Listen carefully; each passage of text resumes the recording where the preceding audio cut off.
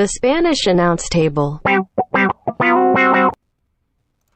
Hot damn, it is episode 355 of the Spanish announce table. Right now, normally we'd be watching the end of AEW Dynamite here, getting all hyped up, getting jacked for whatever they were doing, but they already did it. They did it well. Yeah, they did it. Well, no, they didn't do it today. They did it Saturday. So interesting, right? So we've got a lot to talk about with this crazy world of pro wrestling. We had the AEW Friday Night Wars kicking off.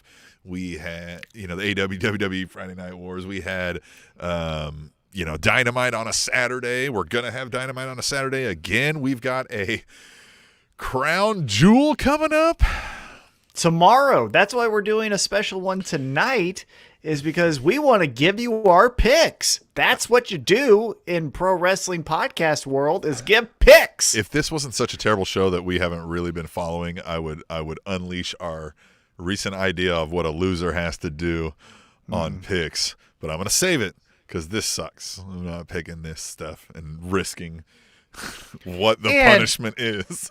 Yeah. And yeah, I'm not gonna do a punishment for Saudi Arabia. It's punishment enough. Yeah, Saudi blood pay-per-view from WWE. I'm not. Yeah. Nope. No. So Tom, what's going on with Tom? Anything interesting, or are we just gonna kick right into the wrestling? What are we doing? No, let's get right into it. Yeah. Although, hold on, I will say, I've been getting into sneakers, and I found some Nike Air Max 90 Lucha Libre, shared it on the Twitter, and a wrestler reached out and said, I got a pair, talking to him about maybe buying it off of him or finding another pair because I can't find them online. So shout out to Twitter for connecting people through the power of pro wrestling and shoes right there. Synergy. Wow. Synergy. Love it. Love it. Yeah, hey, I love it. You know what else I love? You, the listeners, the viewers, if you're watching this on YouTube, the fans. A reminder, use hashtag tweet the table on Twitter, and you'll guide the show. You'll tell us what to talk about, because that's what we do. We do that for you. We're the podcast of the people. We're the voice of the voiceless. So at Table Show, we are on Twitter, and you just use hashtag tweet the table, and we'll talk about whatever you got to talk about. You ready to do that, Tom? Or do you want to start it? Or do you want to say it's my fucking show? No, this is my favorite part of the show each and every week, and we got a good batch of them, so let's talk to them, and let's hear from them. Get it going. All right. One of the most interesting things of the week, in my opinion, is something that our first Table Nation member wants to talk about. At AUC Cata says, Minoru Suzuki versus Bryan Danielson is everything I love about pro wrestling. Heart emoji, hashtag AEW Rampage Buy In, hashtag tweet the table. And you know what, I before I let you comment on this match, and it was great, the thing that really hit me here was, we've talked about a lot about where we're like, we want stories in pro wrestling, right? And this isn't even necessarily a story. But why this is so much cooler is everybody who actually knows pro wrestling and knows MMA and some other things knows who Minoru Suzuki is. We would never have gotten this series of runs that we've seen with Minoru Suzuki traveling around the country and having matches on WWE. They just wouldn't do it, and wouldn't do it this way. I agree. And I also think the reason why this one-off match works is because it was just a match, and it was a fantasy booking that didn't need to be convoluted, right? We didn't need to have a disagreement between Minoru Suzuki and Bryan Danielson. Now, when we've used Minoru Suzuki in the past, he has had some run-ins with people who, look at Jon Moxley and his feud of the year against all of Japan Pro Wrestling. So he's going to take up the flag for Japanese Pro Wrestling and say, like, hey, I am the one who represents this style. I'll kick your ass, right? And then with that, you get Lance Archer, which was Suzuki-gun. So, like, you get the stories with Minoru. He's not just showing up saying, like, hey, what up, right? But this one, we can do that because of just the track record of both talents, right? It's just a thing where you go, look at the track record here, look at the track record here. What are their styles like? Well, they mesh pretty well if we're just thinking about it. Now let's see it together. So, again, it wasn't the main event of their biggest pay-per-view. It was just wouldn't this be fun? And we all said, it's fun. Yeah. So, yeah, I agree. Yeah, and I just think it's that the match stand alone, based on how this Suzuki thing has been going. If anybody's been paying attention, it's clear he's on his United States tour right now, right? So it's like, it's by design, what matches can we get in with Minoru Suzuki? But what I mean by like WWE wouldn't do this is that would put him on a level that they wouldn't acknowledge that he could be on in their world. Do you you follow what I'm saying? Yeah, totally understand. And so he would have to have some weird thing behind it, and it just wouldn't be. It would be convoluted. It would be They're not muddying getting the waters. Lex Luger Express for Suzuki here, right? Yeah. But AEW will allow that, and that's something I do appreciate. Even when it's not my favorite thing to be like, oh, guy from Japan just wrestling one-off Bryan match. Danielson, one-off match. But this particular match, though, however, let's zero in on it as well. The fight it was, right? And the selling they did for each other, and just the way they had the crowd feeding and everything. Here's the thing that I thought about midway point when the crowd started chanting, when the crowd started to chant "Fight Forever." It made me think, I've heard this recently. Oh, that's right. I heard it when we saw him at Glory Pro.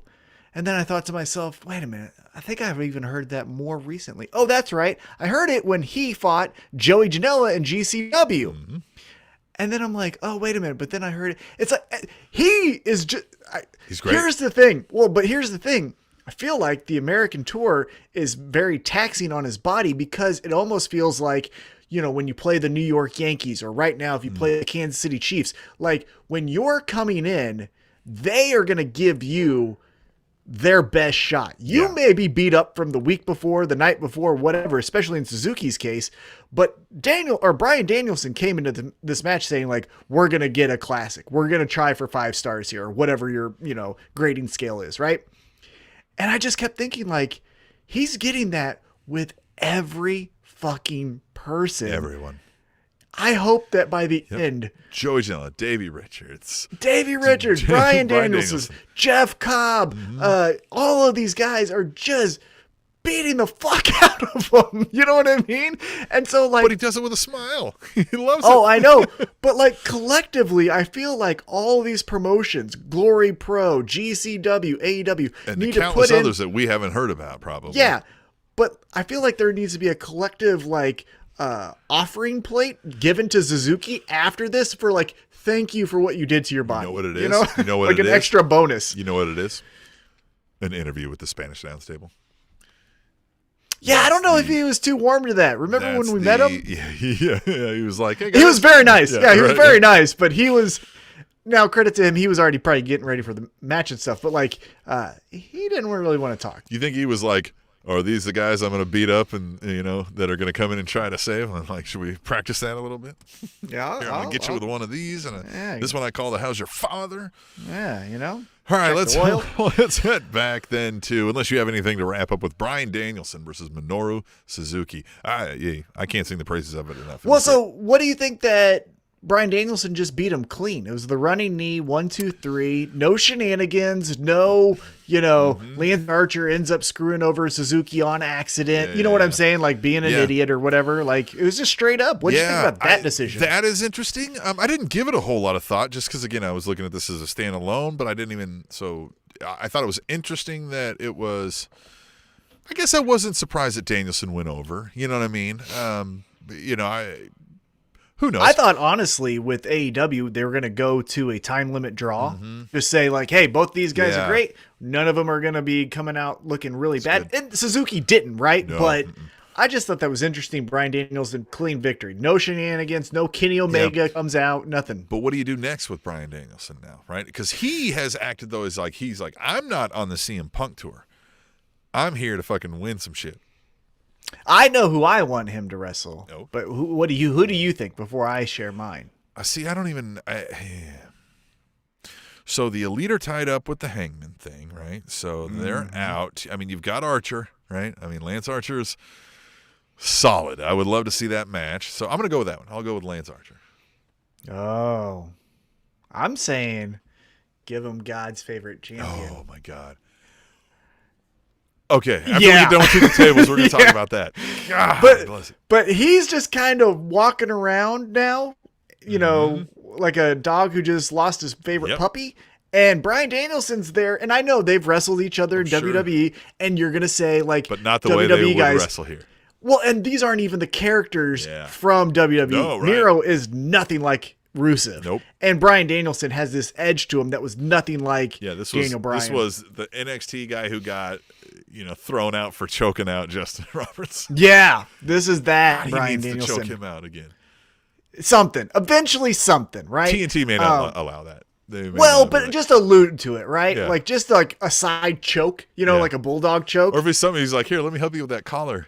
And then he just cinches it a little bit. And he's like, yeah, something like that. That's, because we'll get into this here probably a little bit, but did you catch CM Punk when Serena Deeb, after she did her interview, and he's like, good head of hair good there. head of hair on that Serena Deeb. Yeah. That's great. That was good touch. Great. But yes, so what I would do with Bryan Danielson while he's doing this walkabout before we get some structure around him is I would say he goes right for Miro. That then determines who goes next to Sammy Guevara. I would put Bryan Danielson over to then make Miro still become this like, what in the fuck is happening to me thing. Then you do Bryan Danielson, Sammy Guevara for the TNT Championship. Oh, higher time. Higher time. Tony Khan, I know you're online. You're heavily online. You're actively online. We're going to put this clip together. We're going to send it to you. I'm available, man. Anytime you need. We'd love to talk. Hey, anytime. You're welcome to interview as well on the Spanish Announce Table, Mr. Khan. Yeah, we'll make time for you. All right, let's go out to We Make Time for Everybody. We are the podcast of the people. We're the voice of the voiceless. We read your tweets right here on #TweetTheTable. And at Katie First Lady says, well, both shows I think had great matches tonight. No matter who you liked, I think they were both enjoyable. #AEW Rampage, #Smackdown. Watch everything whenever you want, wherever you want. #TweetTheTable. Now, I will say, I think I enjoyed SmackDown more than I have recently. Now, interesting set of events here is what I want to zero in on, right? So all the way leading up, we get this, Tony Khan's like, oh, you guys are running the show Friday night, huh? And you're going to run a 30-minute overrun? Well, now I'm doing a buy-in. And he was like, oh, you can go commercial free? I got more money than you. I can do that longer than you, but okay. Right? He's getting a little chippy with it. And maybe that's to stir up controversy, right? Controversy creates cash, if you will. But interesting. And the ratings come out, and they both kind of won, if you will, right? And it depends on what you're looking at and who you're asking and what, demos you're breaking apart. So, yeah. Well, so here's the thing. And everyone knows who's listened long enough, or even through this episode, you will find out I am AEW through and through. Love AEW. It's my favorite promotion right now. Yeah. That is where I go to consume my wrestling, and then I check in on all the other places, right? I still do not understand why anyone right now is watching WWE. Yeah. Just going to be honest with you. However, when we're talking about ratings, you can slice a pie 15 different ways. It's still a fucking pie, right? Mm-hmm. Like, SmackDown had more viewers. Because here's the thing. Yeah. I don't know why we, IWC, and the Wrestle Talks and the What Cultures of the World report on this because on like demos for two reasons. One, we're not advertisers, so we don't care. Yeah. Right? Yeah. And then two, why do we care about the financials of billionaires? Just put out a good product. Yeah.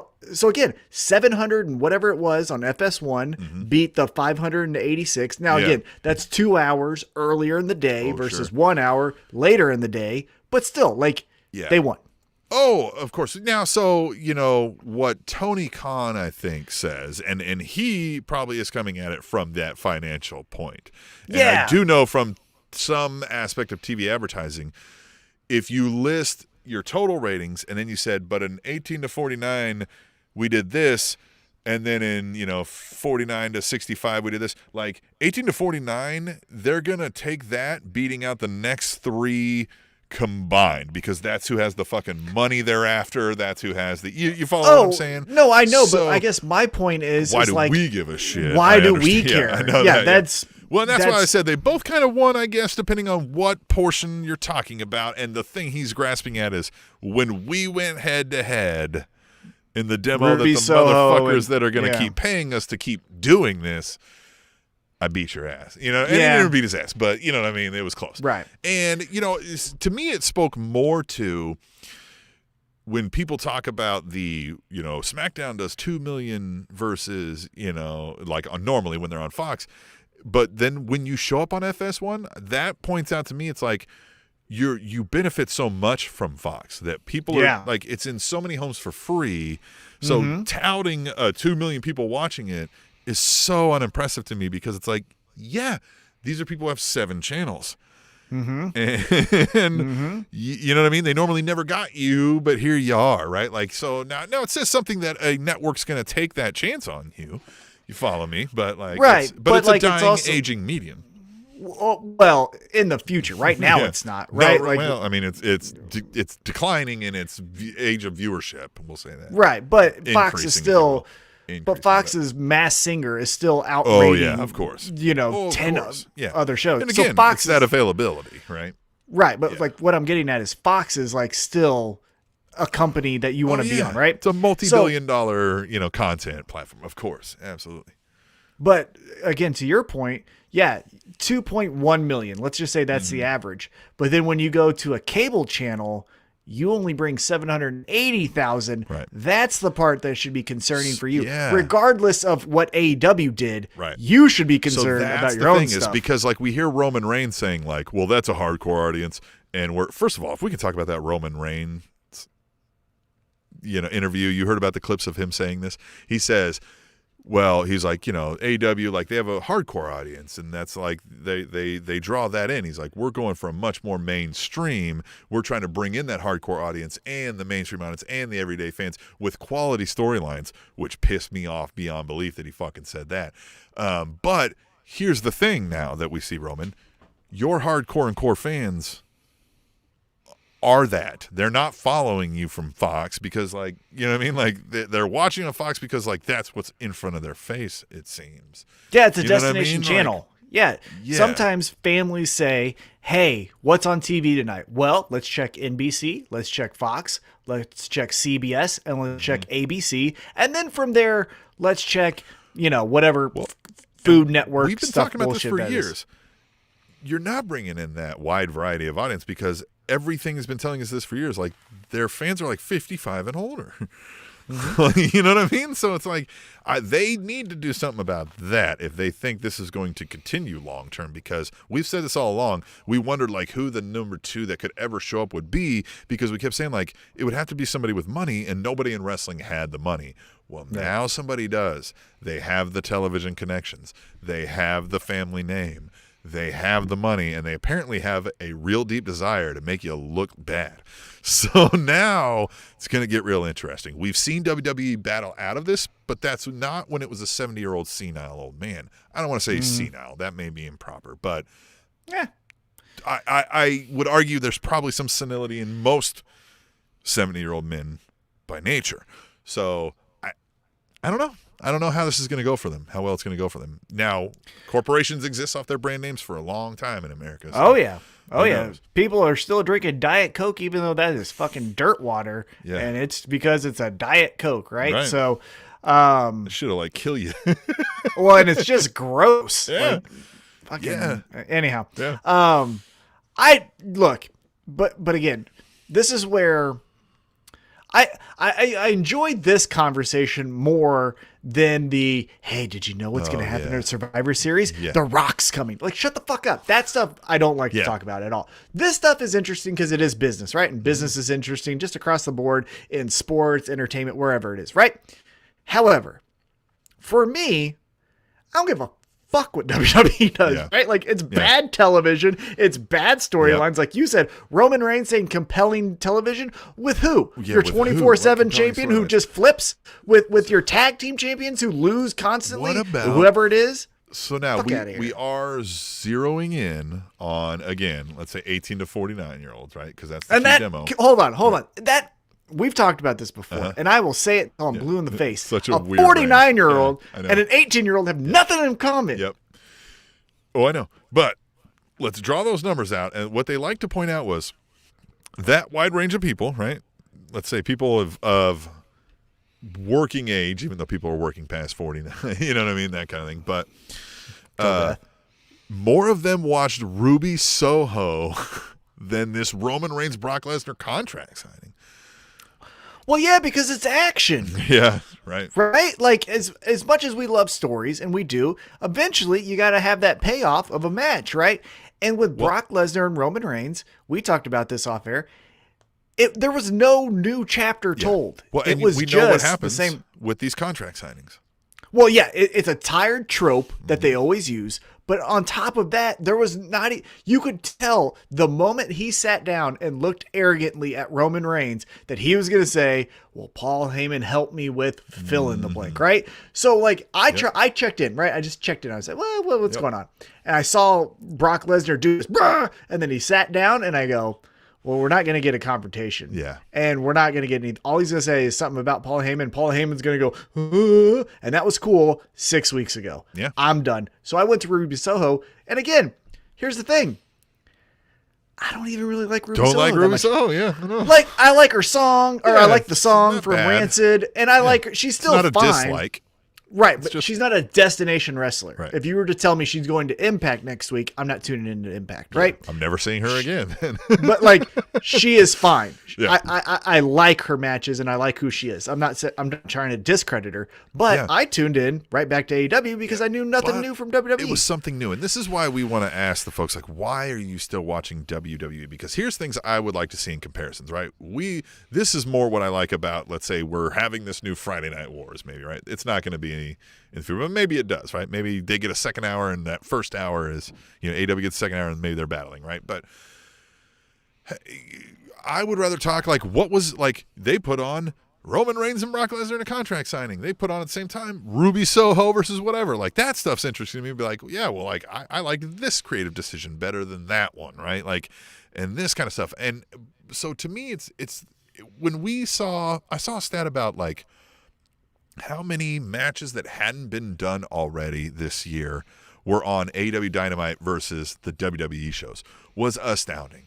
Like there was like 4 on SmackDown that week when there was like 12 on the Dynamite. Like they don't cycle through the same shit over and over and over again. Each week, even though they're telling some consistent storylines over and thing, we're not seeing the same fucking match redone 3 weeks in a row. We're not seeing the same fucking promo being told 3 weeks in a row.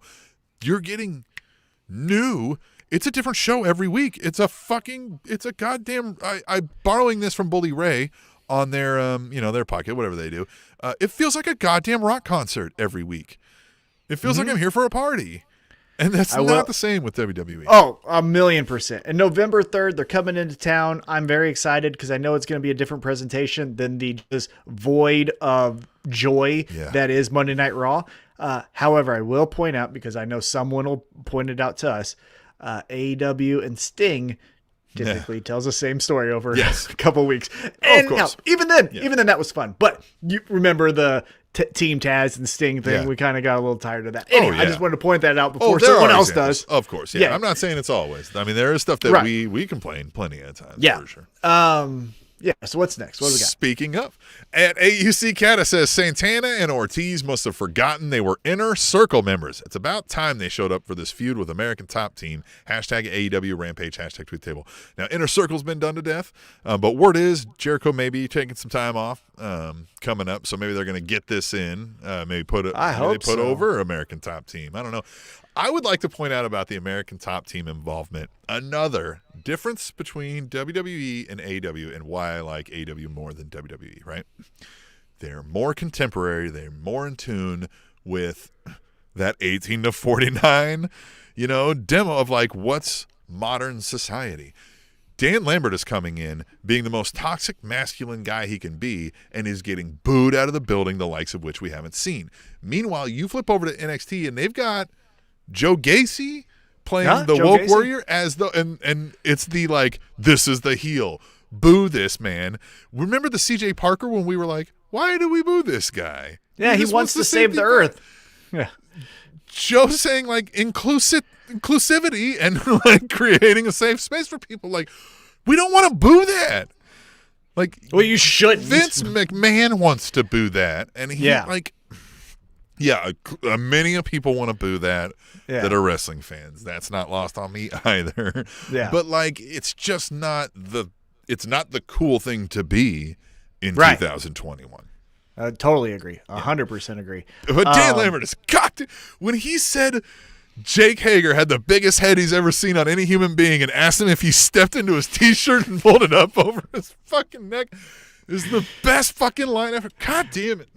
Dan Lambert. Dan Lambert's one of the best promos in the history of wrestling already for me. He's so fucking good.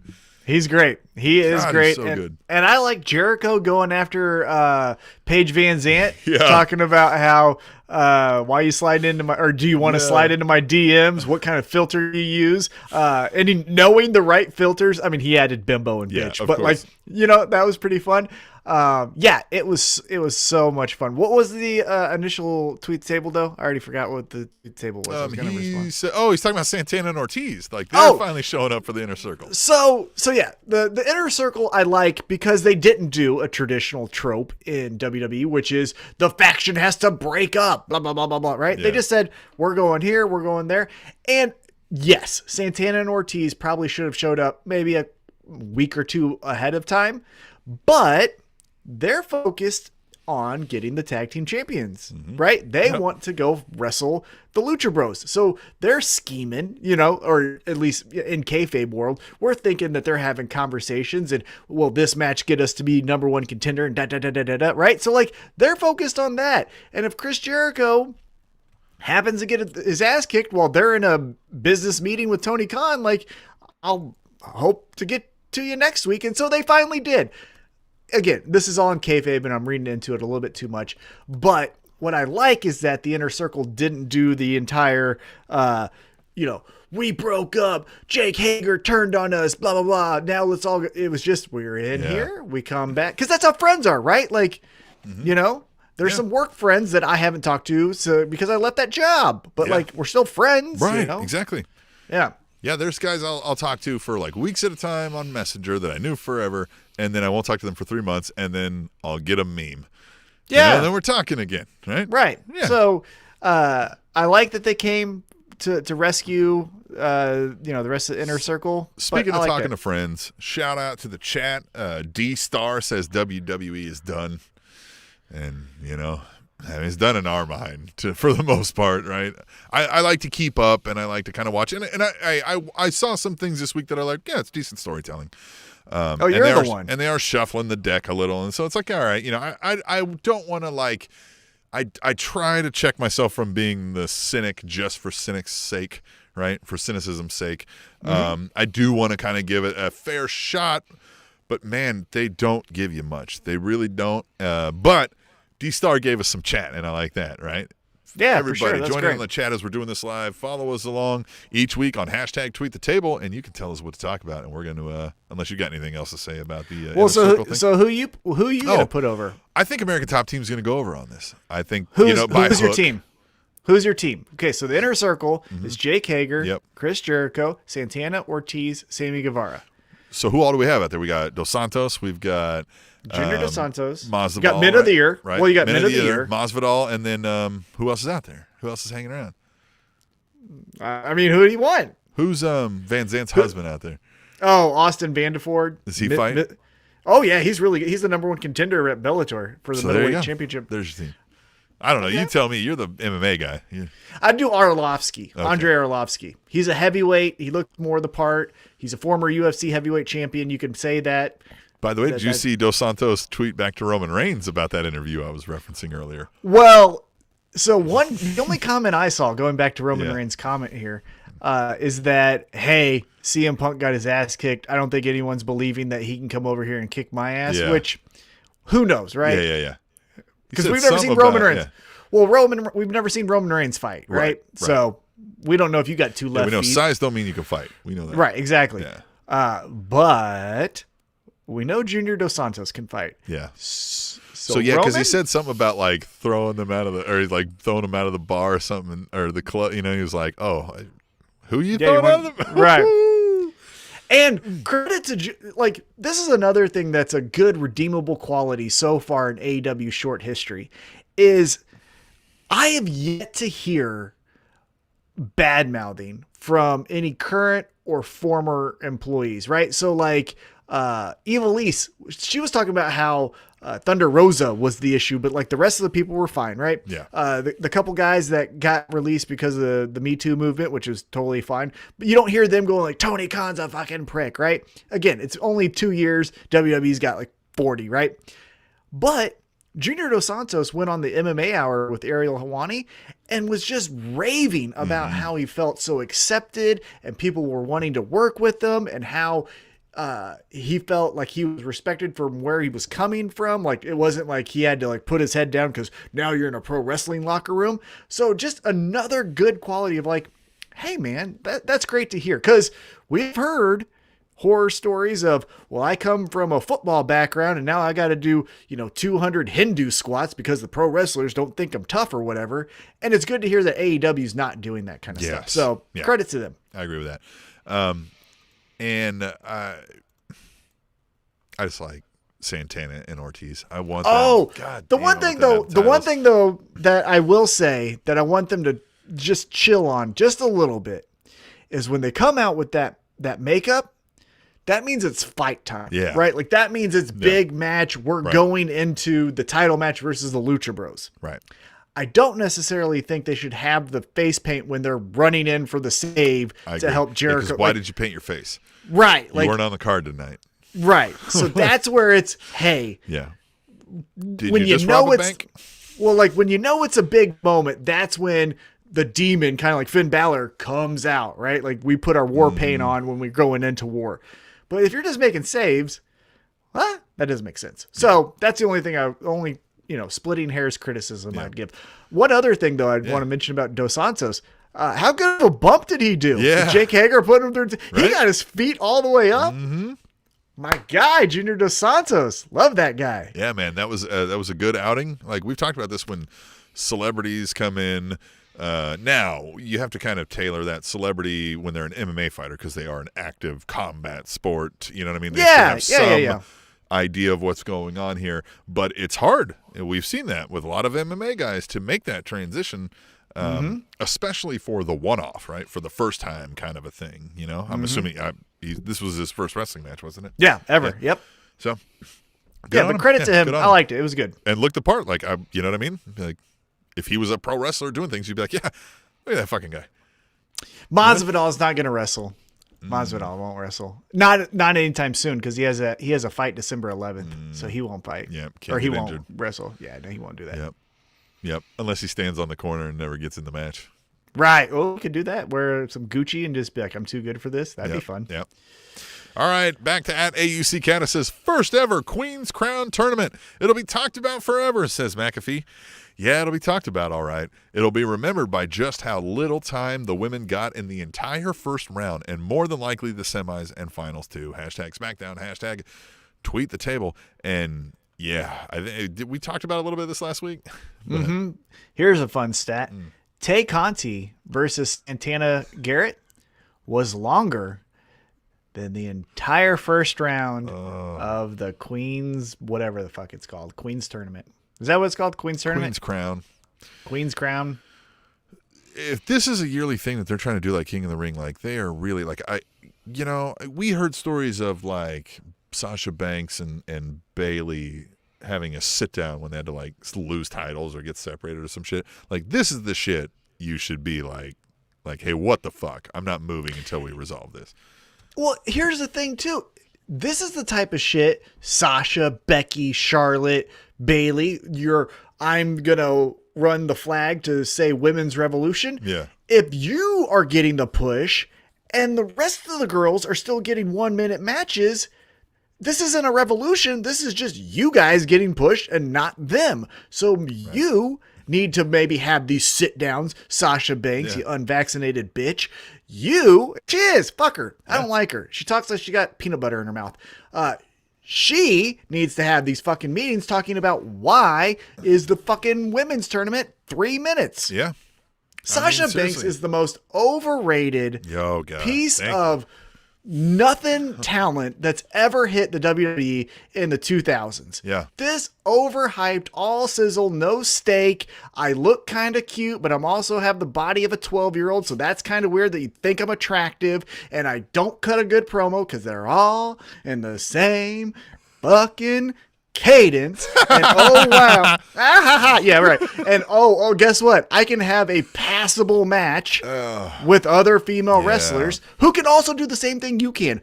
Becky, Bayley, Carmella, fucking Dana Brooke can have the same quality of match you can. It's just that her character's not over.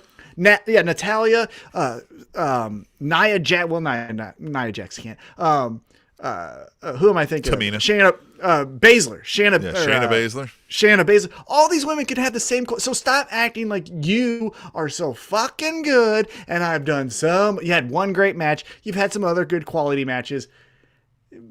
Fucking your shit stinks. Okay, stop walking around like you smell like roses. Yeah, you smell well, like let's shit. not even. Notwithstanding, the entirety of the WWE style of matches is already like you're not doing amazing like over the top wrestling matches all the time there. You know what I mean? Yeah, so like everything you're bragging about is just Yeah, well, because I saw her dumbass thing on Twitter trying to be controversial where she said clobbering time and it was her match with Becky. And it was just like, could you fucking not? Yeah. You're the last goddamn protected dum-dum to be fucking talking shit. Yeah. Put your mask on and fucking get out of here. Jeez, please. At Katie First Lady says, catsuit game is on point. Hashtag WWE Raw. Hashtag tweet the table. And she's got that picture of Charlotte Flair up there. Yeah, that was an interesting wear. Here's another one. And I'm not trying to pick on the females tonight because I can pick on the males. It's just this is what we're talking about. Another person where I get it. You're having some okay matches, but your stories aren't good. Your promos aren't compelling. You look like a melting figurine, and it's not entertaining. Like, I'm not trying to say. I want to start this comment with a preface. Women can always main event any show. Oh yeah. One of my favorite matches was a main event from AEW, Britt Baker versus Thunder Rosa. However, I will tell you that ever since the 4 horsewomen have moved to the main event picture, we all of a sudden start seeing stories of worst Raw rating in history, third worst Raw rating in history. So I'm trying to tell you, maybe you're not as over as you fucking think, ladies. Well, and I'm not saying ladies, I'm saying these 4. But it's even just the idea of like, it's become that. Like, they've become the Hulk Hogan of their time now, where it's the 4 horsewomen or it's a 1-minute throwaway match with no storyline. Here's how bad it was getting. I was getting excited that Tamina Snuka was pushing people in the background. Mm-hmm. Yep. Yeah. You know what I mean? I was like, look at that. You know what I mean? I was like, don't you see that? That is perfect, Tim. That is perfect. They are collectively the 1980s Hulk Hogan, where they get the time and they get the stories, even though those stories from the 80s were more compelling than these. Yeah. But they must. Yeah, can we get some lust in somebody's eyes? God damn it. Yeah, or just because it's like, hey, if we're gonna give another woman a shot, then they have to be with one of the 4 women, right? Yeah. Like, Bianca Belair is getting pushed, right? She's a main eventer woman, but she has to be with one of the other 3. We're not gonna get Tay Conti versus Santana Garrett. We're not getting that style of match on Raw or SmackDown. They will outright refuse. Nope, that has to be on NXT. You know what I mean? Right. Or nothing.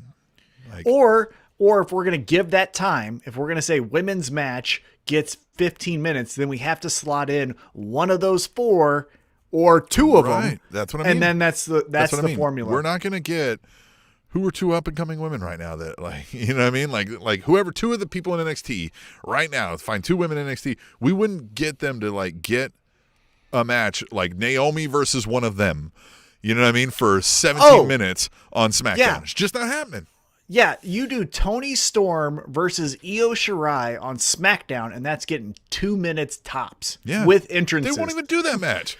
I bet they won't even, because again, it'll be Sasha Banks squashes Toni Storm in 2.5 minutes. or runs in and interrupts it and then does her stupid pose where she thinks she can dance, but she kind of dances like Shawn Michaels where she only has one move. If you caught on to that, Yes. I just don't like her. This thing. Yeah. Yeah. Look Yeah. at And then this. she like touches her head. Yeah. Yeah. Look, I got hands. I got fingers. Yeah. She is Look the at my hand. epitome of never. She is the like who never changed. I wanted to say Rey Mysterio, but at least people liked him. You know what I mean? Like, just like she's the Alex Wright. yeah, but it's just the like never. It's the same thing over and over again. It's out here. We're doing this again. Yeah. Forever. Remember when Right? she thought a heel turn was that she threw a wig off? This is the thing. Yeah. She changed her hair color. She literally like blue. Fucking what an idiot. That's right. That was her. Like, Oh, look, that it's was her. blue, guys. Shock. And then it was like, Oh, yeah. It's blue. It's blue this time. Cool. Fucking idiot.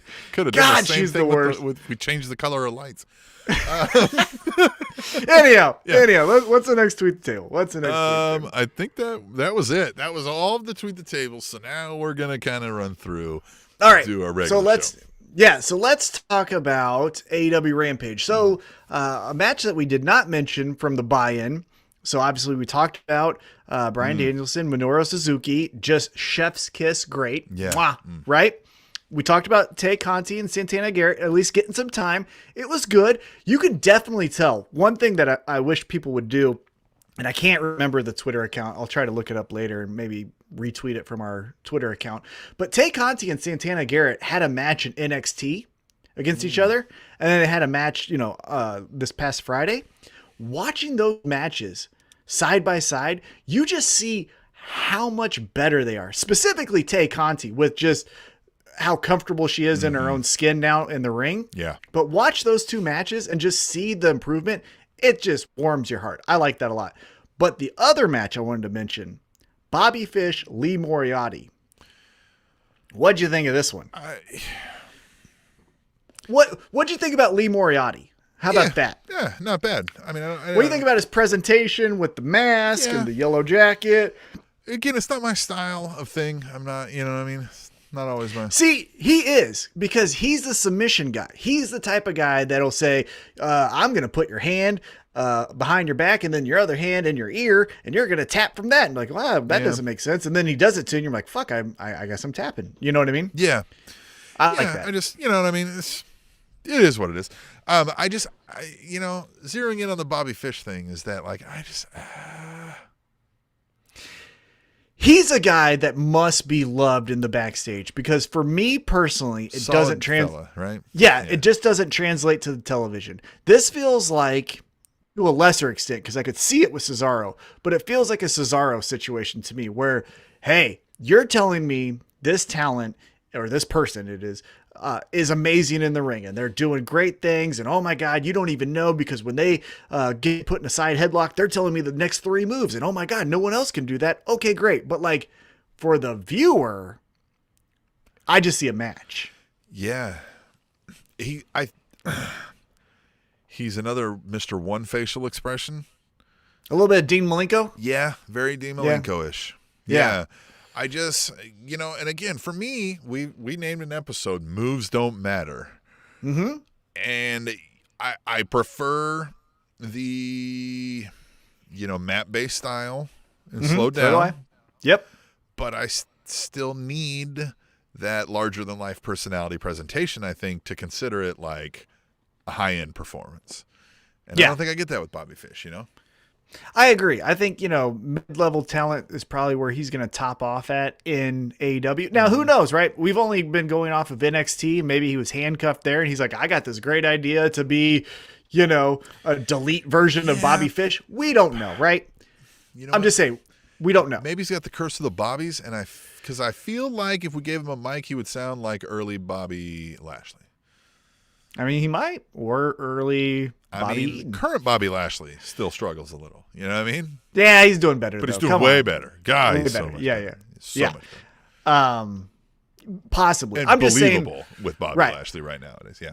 Yeah. I'm just saying with the projection of Bobby Fish, for me, I'm a little bit positive and patient just because it's a new company. So maybe he has new ideas that he never got to try up north, as they say. So I'll tell you what I can't look past is he kind of looks like one of the vaudevillains with his facial hair thing. And maybe that's where he can go. Maybe that's where he goes. Yeah, either lean into that and be a hipster or just go like Notre Dame Fighting Irish logo, you know? Yeah. Hey. Yeah, get that. Yeah, just come out like this. Back at yourself. Yeah. Look at that again. Like that logo, like the fists are facing back at himself. Like that's how you fight. That's not how you fight. You never seen him fight? Yeah. That's how we Is that how you fight? All right. Look at all the UFCs. I can already feel my wrist all the overextending. all the street fights. Yeah. This is how you see him go. Yeah, right. Like that. Look, all right. Hey, look, and if I'm stretching out this wrist, that's telling you something. Never mind. Anyhow, let's move on to the main show from AEW Rampage. The big kicked show. off the main show. All right, not the big show. No, he wasn't on this one. No more. Nope, he wasn't on this show. Kicked off with the main event because they just love to do that on Rampage. Yep. It was CM Punk versus Matt Seidel. Here's where I thought they missed the boat. Let me go first, and then I'll let you jump in here. This is where they missed the boat. It was a standalone match, CM Punk versus Matt Seidel. We just did that on YouTube right before this show started with Bryan Danielson and Minoru Suzuki, and even what I just talked about, Bobby Fish and Lee Moriarty, right?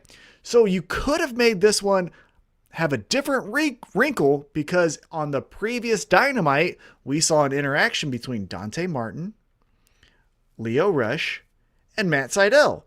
You could have put that story into this standalone match. You still could have had CM Punk win, but you could have had Lio Rush been like, I wouldn't have done that. And now we got a feud with those guys, right? Or something. We got wrinkles of something that could happen in 2 months, right? But this was just let's have a fun go at it. And that's fine, but we've talked about this a couple times now, but Punk, you gotta do something, pal. He's got to do something, and I also am still firm in that, like, he's not a great wrestler. So, like, I'm not. Bryan Danielson is a great in-ring wrestler. Minoru Suzuki is a great in-ring wrestler. CM Punk is above average. I'm not looking forward to standalone matches with CM Punk. His welcome back tour notwithstanding, right? Like, I never dreamed of the CM Punk versus Phil in the blank other than think of the promos we might get. Yeah. Yeah. If you were to tell me CM Punk versus MJF, the match will be fun, but I'm really, in my mind, fast forward to the finish and the lead up to the match. Yeah. Those are the two aspects of that match that I'm into. Because like what we talked about with Bobby Fish is doing better chain wrestling than CM Punk is doing, right? Yep. Mm-hmm. No, he's not brawling to where we think it's a real fight. Mm-hmm. He's not doing the flips and shit. Mm-hmm. CM Punk is milquetoast in the ring. You know what I mean? Like it's like, yeah. You know what I mean? Like it's good. It's fine. It's fine. Yeah. So yeah, we definitely need to get Punk to shine with a reason to give a shit of why he's mad. Yeah, absolutely. I agree. All right, so let's move on to the next match here. We had Ruby Soho, as we mentioned earlier, taking on the Bunny. And Ruby Soho gets the victory, but I think the story is post-match. What did you think? I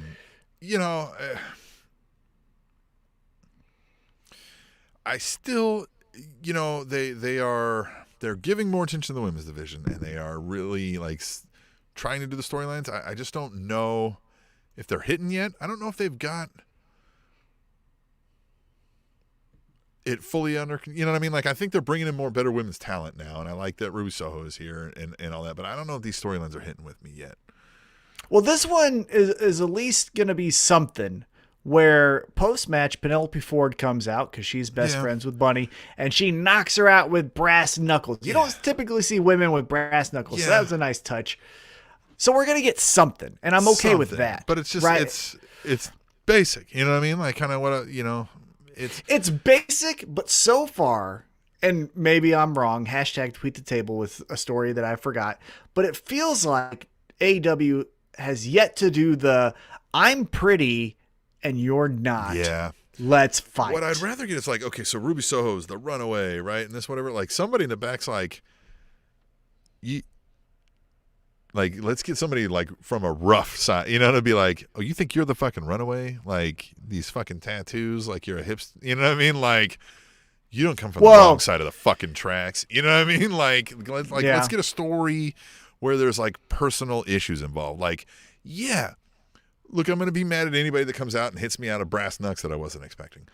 But that's a fight or flight response, right? And that's kind of what I'm getting at. Like, I don't know that they're hitting yet with a whole lot of like Britt Baker did some good stuff there with the title and stuff. But outside of that, and they've got this like, we're all behind Tay Conti thing going on. But outside of that, still looking for a little more, vignette time, I guess, if you will. Right? Well, they had a chance, I thought, with you take Ruby Soho away from Britt Baker, but you go right to her muscle, Jamie Hayter. Jamie Hayter's a girl where, hey, I'm from the tough side of whatever hometown she's from, and she can fuck her up, right? Like, she could just be like, why are you giving me the evil eye? And be like, fucking, why did you pay for all them tattoos? You know what I mean? Like, and just start fucking being like, what do you go down to a fucking nice clean shop and nice side of town and get those? And, you know what I mean? Like, just start calling her out. Be like, fucking, of course, you can't shit on the star that they're trying to push right now, I guess. So maybe that's down the road. Yeah. Yeah. I agree with you. I think, we need some more time. Hopefully Rampage provides that for the women. But I am interested just because I know that Ruby Soho is a more physical female wrestler. Yeah. And Penelope Ford is definitely a physical the last 10 female matches wrestler. I've seen of Penelope Ford, I've liked each one more and more. Oh, if you want to see some physicality from Penelope Ford, she has a match, and I think AEW, could be wrong, hashtag tweet table if I am, against Ethan Page, all ego Ethan Page versus Penelope Ford. Fucking Christ. Yeah. I almost PayPal'd Penelope Ford after this match for the ass whooping she took. And she just got up and was like, spit and was like, what up, bitch? And I was just like, God damn, that is crazy. Yeah. And so, maybe we'll get that. Maybe we'll get some mic time. Maybe we'll get a reason. You know what I mean? Like, she's like, no, you think you're coming in here acting like a tough broad, but I'm the real tough one. And then she like punks her real quick and she's like, yeah, that's what I thought. You know what I mean? Like, that would be more than what we're getting here, I think. Yeah, if those two get the time that they deserve and get a lights out match or just a street fight or something like that, woo, watch out. Watch out. All right, so then the next match, it was the main event, which actually I guess was a proper main event. We've talked about it, so we don't have to go too much into this, but it was the Inner Circle versus Men of the Year and Junior Dos Santos. We kind of touched on that. Junior Dos Santos did well. Post-match, Men of the Year and Junior Dos Santos beat up Jericho and Hager and Sammy Guevara. And then that's when we get the proud and powerful, Ortiz and Santana, and they come to the rescues. That was Rampage. Let's move right on to the next night, because that's always fun, right? We get AEW Dynamite. Oh, boy. And we start off with one of the creepiest entrances in pro wrestling, and I'm actually anxious to see what it's like live. But it was Malachi Black taking on Dante Martin. And obviously I'm talking about Dante Martin's entrance. I'm kidding. It's Malachi's Black entrance. This song is starting to freak me out with the screaming in the background. Yeah.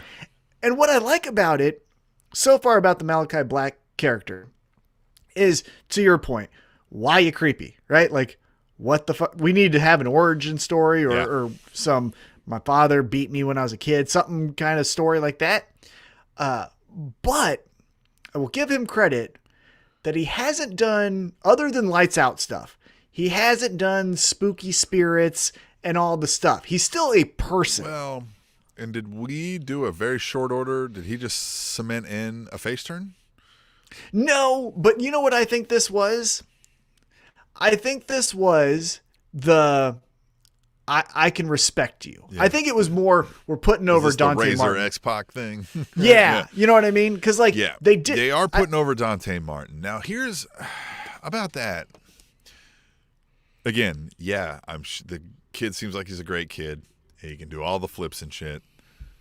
and I have no doubts that he can be something. But,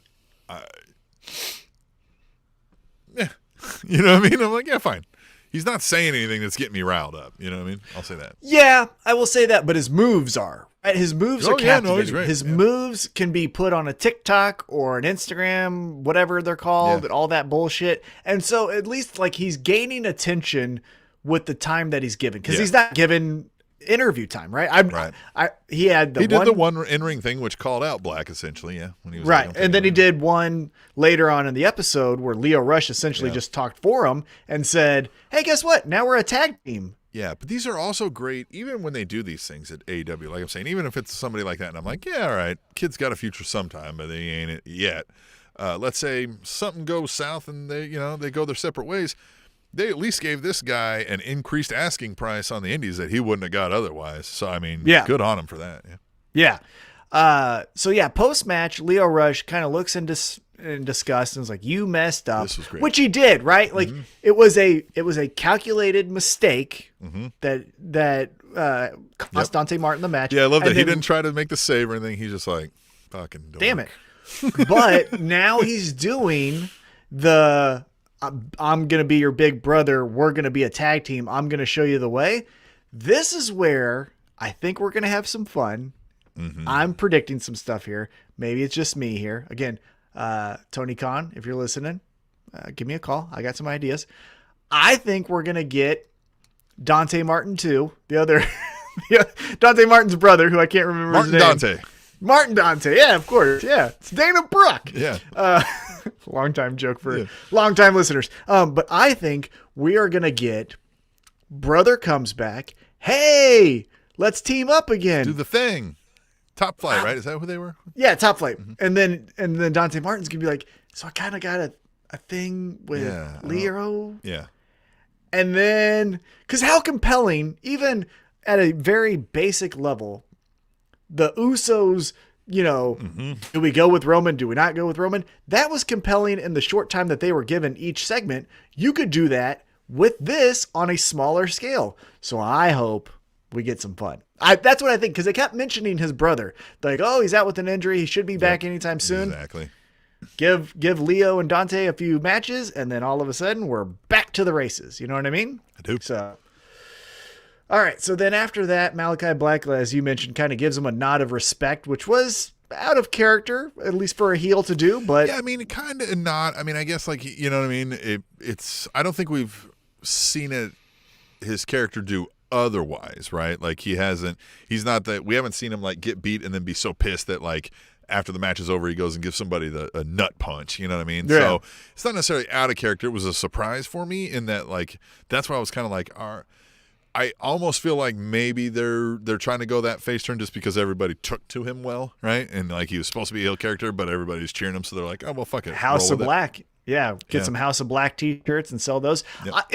It reminded me of the feud he had with Velveteen Dream, R.I.P. Doesn't seem like he's coming back ever again, but it seemed like, I think so. Yeah. And he just seemed like a bad person.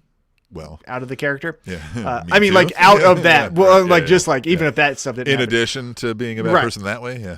Yeah. But remember when the whole feud was Velveteen Dream telling Aleister Black, "You're going to say my name," and then Black gets the victory, but then post match he does the head nod. Yeah. It felt like that was this a little bit. So looking back on that now, was that all Malachi Black's idea? Possibly, and that's pretty cool because it was here and it was done well. Feels more like his mind than it did Velveteen Dream. Yeah. Yeah. I don't know. Could be wrong. Who knows? But after the break, we won't go into too much of this because we've talked about it probably ad nauseum. But it's the American Top Team. Yeah. Comes out and they talk to the Inner Circle. Jericho has some good little one-liners. Dan Lambert for president, maybe. Let's go. No. No, we don't need Trump too. No, we do not need. No, we didn't need Trump 1, let alone Trump 2. Well, anyway, we don't need smarter Trump in office. So yeah. But Sammy Guevara, so But essentially what was said in this whole long one-liner fest was that Sammy Guevara is the one that the men of the year are targeting because they want the gold. The other people don't have the gold, so fuck them. Fuck them. Sammy Guevara said, I'll fight everyone. Yeah, fuck Come you. on. So, who do you think gets the first shot? Interesting. Because is there going to be dissension in that? Or... Because Scorpio Sky keeps on bringing up that he's pinned Jericho twice. So it makes me think that Ethan Page might get the first shot at Sammy. That's where while Scorpio Sky that's where my mind goes went. after Jericho. It's all ego. Yeah.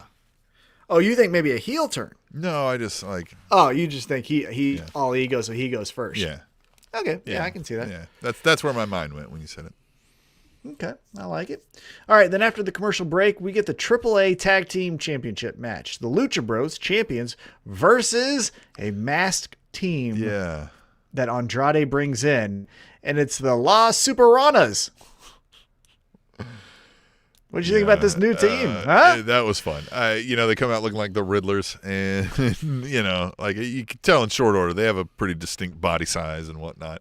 Mm-hmm. But yeah, hey, good. And the fallout from that we saw later, if you want to talk about the match before we get there, but yeah, I enjoyed it. An interesting turn of events with the ending too, of course. Yes, definitely interesting turn of events. It has me interested actually in AAA, which was a mission accomplished if that's what they were trying to do. If I would have told you last week, Tom, I'm going to maybe last week you knew this match was coming, but 2 weeks ago or whatever, let's say a month ago, I would have told you like, hey, they're going to have a match that's going to make you want to tune into AAA. You would have been like, probably not. Yeah, no. Okay. Yeah, no. Well, I've been like, that's going to be interesting. I'm excited to see Eddie Kingston in AAA. Yeah, right. So the thing I liked about this match, though, is they come out as masked tag team, but we don't do the entire match where it's wink, wink. Who are they? Oh, shit, it's FTR. Oh, there goes their mask. Yeah, it wasn't like these masked guys start doing signature moves and we go, hey, wait a minute. Who is Mr. America? Yeah. Oh, that was so much fun. I love that. That was so stupid. I love that part of Hulk Hogan's career. Yeah.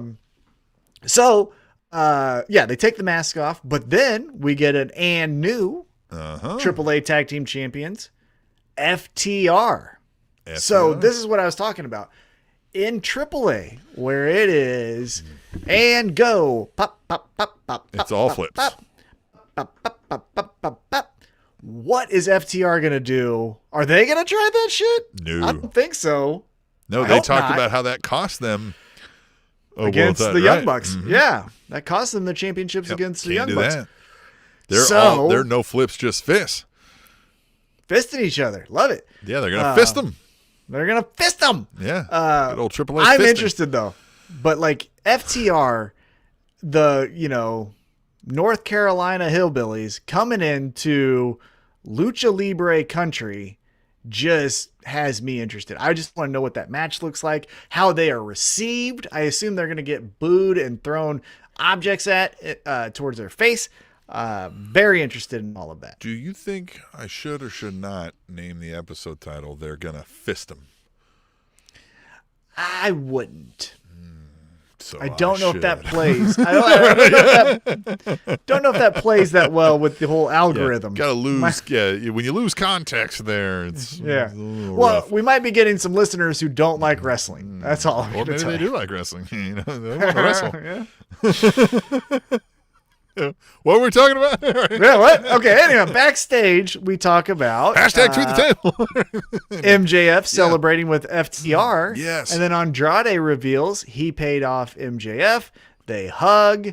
This was fun. Two heels working together, but still not liking each other. My favorite part is MJF's like acting like he can't speak English, and Andrade's like, hey, motherfucker. And he's like, all right, what do you want? Cash or check? And he's like, both. Yeah. And I love that Andrade's kind of like, all right, well, fuck, give them both. You know what I mean? He's like, motherfucker. Yeah. Like, all right, no sweat off my back. I'm rich, motherfucker. Yeah. What do you say? Like, this is nice. Two rich people doing business or something like that, and fucking skated out of there. Yeah, that was great. Still got his digs in though, right? Out-heeled him a little. Like, I loved it. MJF's the best.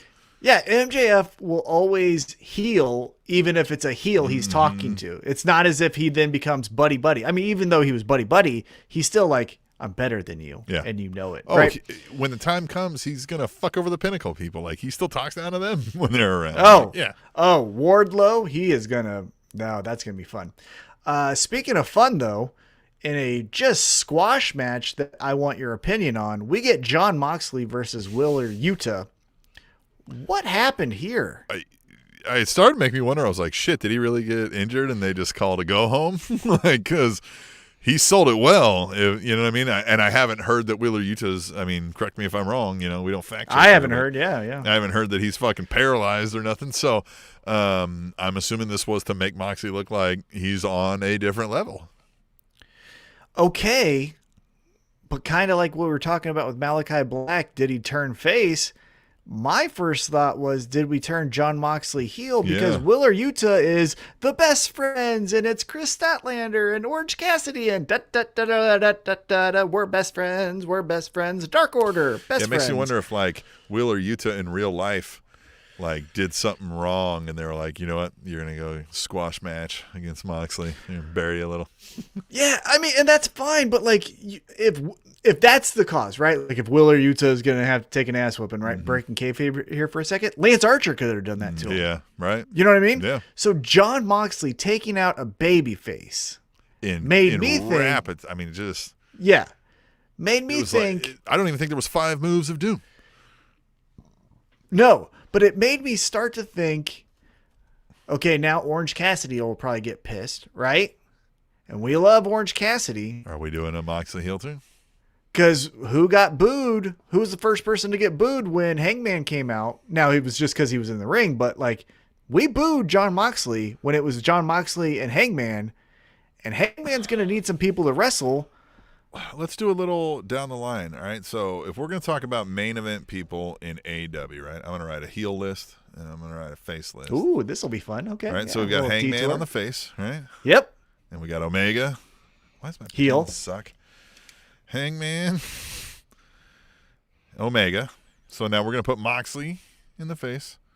Mm-hmm. Who else is a main event player right now? Bryan Danielson. Bryan Danielson, a face. Uh-huh. CM Punk, face. For right now.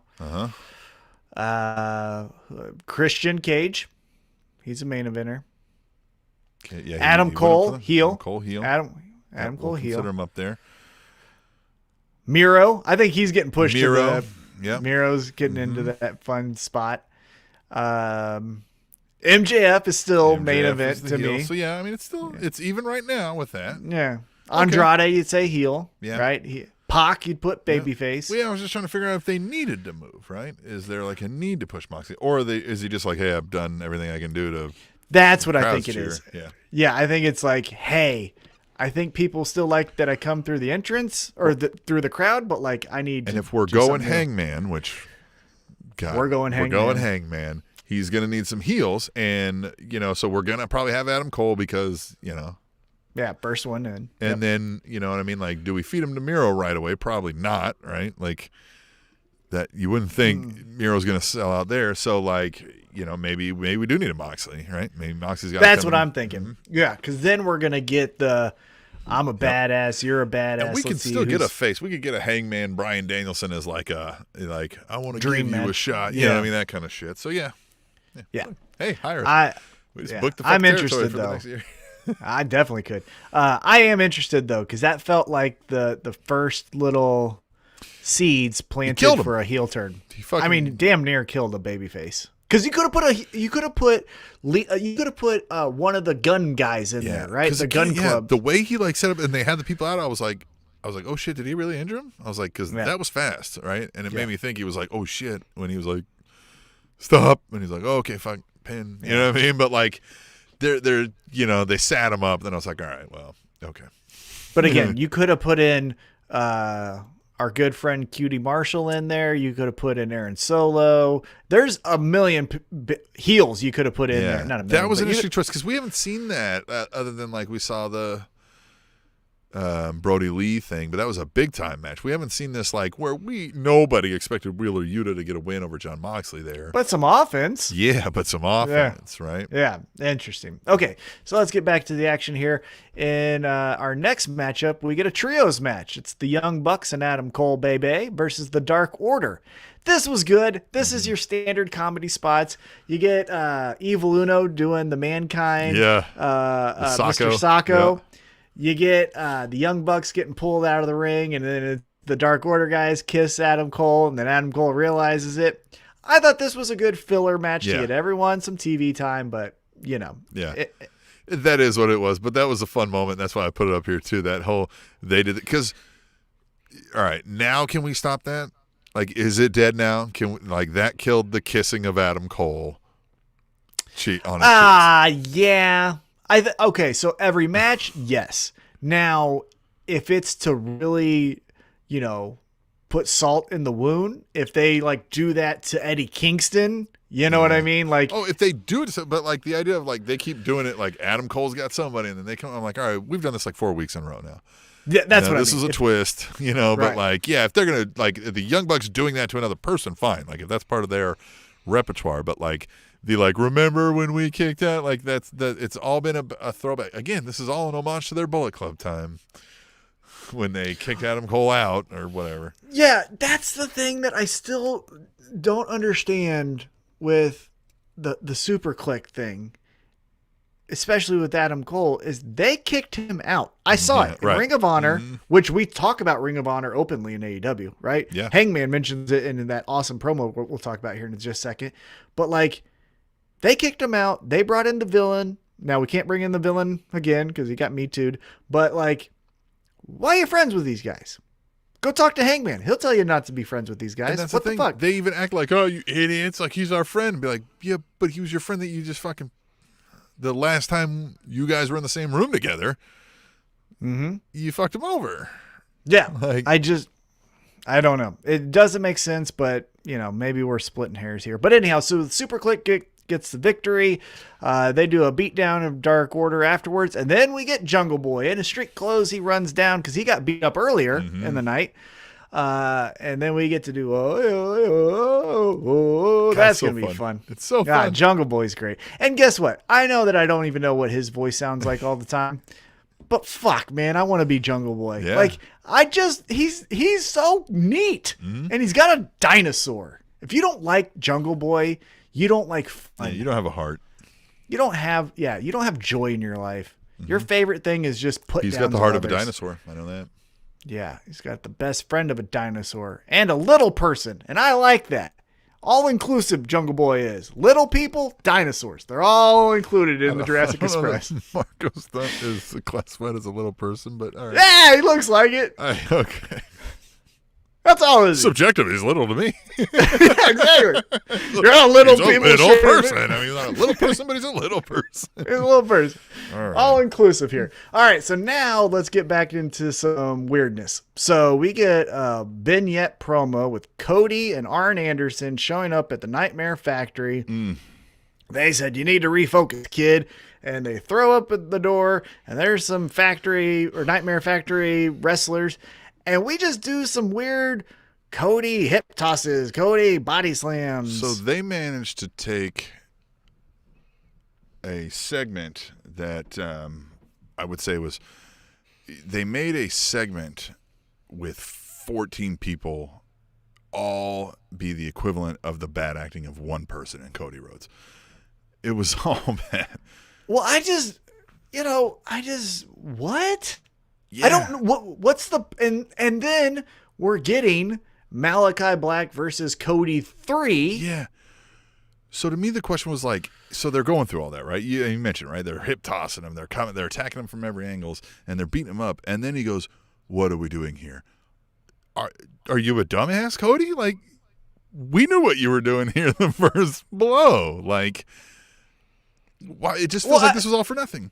Well, I understood what his question was. It's like, why am I? Because he's better than him, right? Sure, he's the coach and all that. So like, what's the purpose of you putting me through these tests, right?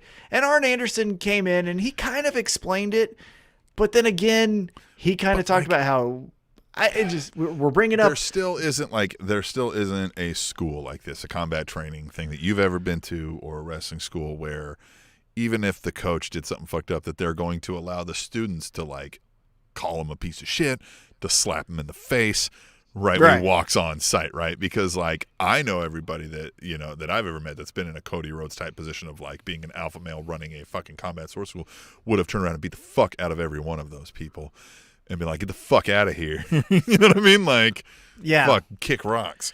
Well, and Arn Anderson trying to do this whole thing with like, you remember your dad? He kicked my ass. Now I had it coming, but like, that's the kind of guy you need to be. And it's like, hey, I thought we were trying to get away from that.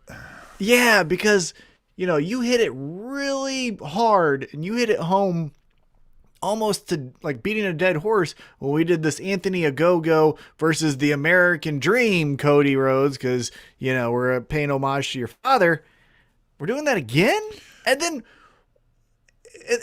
a third match. Why? Yeah. Like you lost twice. You lost once where you damn near retired. You lost twice because you're just stupid. I just feel like this was an example of, they did the one, what was it, last week or 2 weeks ago, where it was like the dark lighting. We're at his house and you know what I mean? I'm fucking threatening with a gun or whatever. You know what I mean? Like whatever it was like this dark twisted vignette. They were like, that went over really well. And it was fine. It was good. Let's do it another one, right? And it's like, well, you don't have the creative, mindset for this one. It didn't fit the story. Like they had that moment. Yeah, They had that moment, the come to Jesus talk. Right? And then we did, but then we did it again. But now we did another one. Yeah. So, so you have to turn him heel, right? I mean, he can't overcome, because then what the fuck did Malachi Black do? Right. And then, by proxy, Dante Martin ain't shit, right? Yeah. Like yeah. Anyhow, so let's get back into the ring. We get MJF makes his entrance, and MJF says, "Hey, I'm here to wrestle Darby Allin. Darby Allin isn't here. So referee, get out here. You count to 10. So it goes 1, 2, gets to 9. Lights go out. Sting comes out, which I thought was a good touch, because I expected it to be Darby Allin, right? But it was his father, and his father was fighting for his son, and that's what you do when you're a father. So I thought that was fun, and we got Sting, and then they cowered away. We got the fun stuff. Yeah. Sting looked great. Continues the Darby. I'm always down for story. MJF promos. Loved it. Yep. Yeah, this was a good segment all around. So let's keep it moving here. Backstage, we get Britt Baker doing an interview. Anna Jay's doing an interview, and Britt Baker interrupts and says, "You're a loser. Your friends are losers. You're a loser." Anna Jay says, "No, I'm not." And then they fight, and then we're going to get that title match on Friday. And she snuck in a Bebe there. Mm-hmm. I liked it. Yeah. Then we get some women's action. We get Keira Hogan versus Penelope Ford. This wasn't good. Yeah. Keira Hogan, I heard so many great things, and I saw her in Impact, but she looked lost so many different times. Yeah. For like a novice like me, I was like, what are you guys doing? Yeah, it definitely wasn't my favorite. I think it's one of those two where I've seen better from both of them. Mm-hmm. Sometimes things don't go right, I guess. So I don't know if they've ever worked together, so maybe that was one of the things. Yeah, right. And sometimes you just don't have chemistry, and it could have been of that, but it just made me think. Not everybody can be the Spanish announce table. You ain't lying. So Penelope Ford gets the victory, and then we get Ruby Soho chases her off. So there we go. Now let's talk about Miro. Miro's video package did everything in 2.5 minutes that WWE couldn't do in 6 months. Yeah. So we talked about Eddie Kingston cutting a promo on God, and Miro just blew it out the water. He cut a death threat to God. He literally said, "If you don't make me your favorite champion again, you'll make me your enemy." He said, what did he say? If you don't stop judging me from on, or he's like, if you don't, something from on high or something like that. If you don't, then I'm going to make snap necks under my foot. Oh, yeah. So if you don't if you don't judge it from over my head or something like that. Guy, he just. Well, and then acknowledging one thing that I really like about AEW is attention to detail. That's one of my favorite things. probably my favorite thing about the promotion. And that he continues to run with what Eddie Kingston brought up, and even Sammy Guevara as well, with the I have a body of granite but a neck of sand. Yeah. He says that's some kind of joke. Right. Yeah, is that some kind? But like we're still running with this, Achilles heel, for lack of a better term, but like in the neck. And so it's not just I failed because I wasn't focused. It was, why did you give me this shortcoming?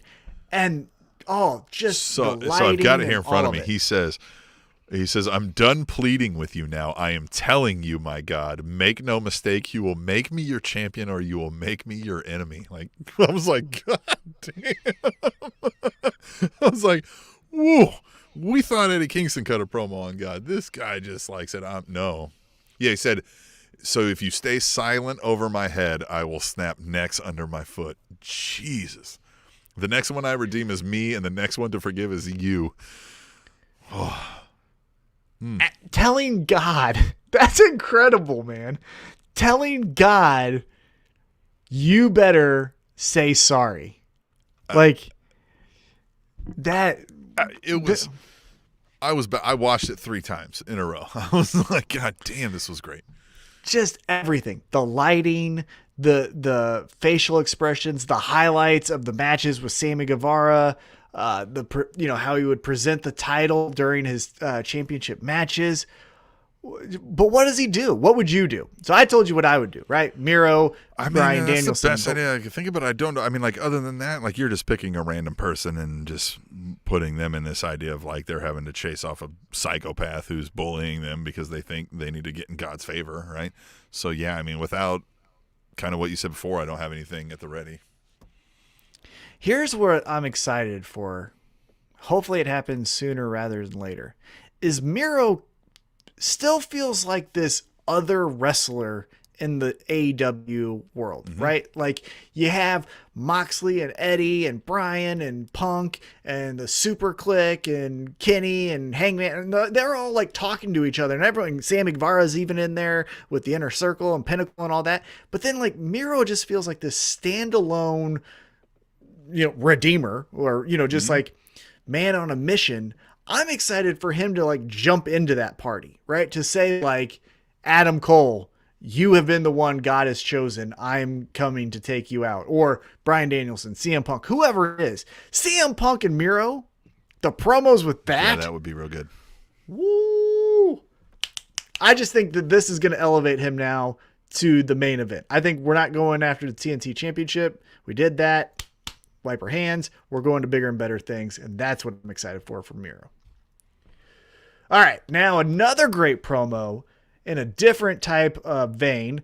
In ring, we get Tony Schiavone interviewing Hangman Adam Page, and cowboy shit, motherfucker, that is me. I don't even like country music or any of that shit, but I'm a cowboy because Adam Page says I am. Well, and we talked kind of before about the non-toxic masculinity greatness of AEW, and he was like, cowboy shit. He was like taking time off at the height of my run to go watch a beautiful baby boy be born or whatever. He's like, that is cowboy shit. Yeah. Fuck yeah, man. Good on you. I tweeted it from our at table show handle. I swear, but I would have ran through a fucking wall for him. If you would have told me that before a football game or a fight, I'm ripping someone to his shreds. His thing of he was because they believe in me, and he's and for the first time in my life, so do I. Right? And I'm I do too. Yeah, I believe in me because you believe in you. Yeah.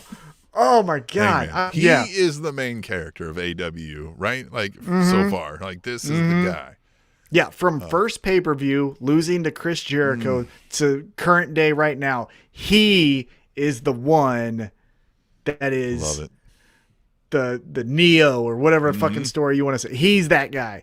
And God damn, that was so good. Tim? It was great.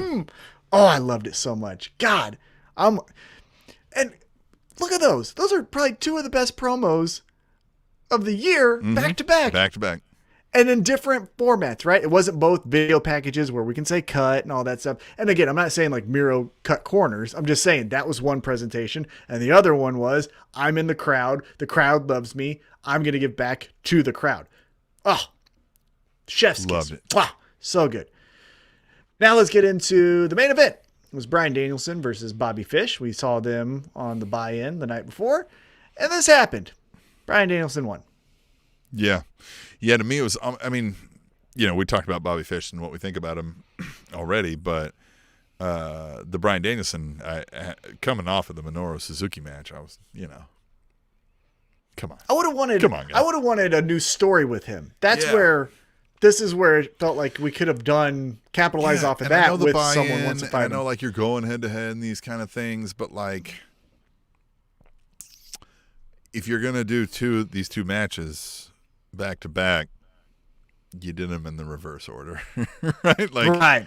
yeah. Yeah. Mm-hmm. Yeah. Now you maybe want to make sure he doesn't get injured, and we're gonna make sure we get the second one in. So maybe do that first. Yeah.